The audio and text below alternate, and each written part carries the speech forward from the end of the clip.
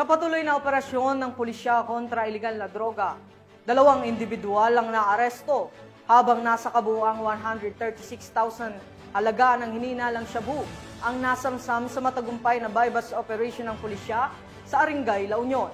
Police Staff Sergeant John Del Supremo sa report. Dakong alas 5:30 ng hapon, Agosto 16, 2025, nagsagawa ng anti-illegal drug bypass operation ng pinagsanib na persa ng Arengay Municipal Police Station kasama ang Regional Intelligence Division ng PRO1, RDEU, La Union PDEU, La Union PIU, Arengay Maritime Law Enforcement Team at 2nd Provincial Mobile Force Company, katuwang ang PDEA Regional Office 1 sa Barangay Poblasyon, Arengay, La Union.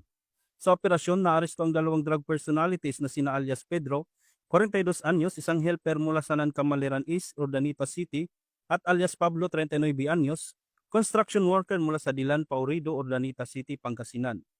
Ayon sa pulisya, pareho silang nasa listahan ng street-level individuals at nahuli matapos magbenta ng suspected shabu sa isang pulis na nagkunwaring pusher buyer. Nakumpiska mula sa kanila ang 4 na medium plastic sachets na naglalaman ng hinihinalang shabu na may estimated weight na 20 grams at market value na aabot sa 136,000 pesos. Na-recover din ang iba pang non-drug evidence gaya ng 10 piraso ng budol money, 2 piraso ng silver duct tape, isang Samsung cellphone at isang Rossi motorcycle na kulay itim. Isinagawa ang inventory at markings ng may ebidensya sa mismong lugar ng operasyon sa harap ng mga suspect at mandatory witnesses.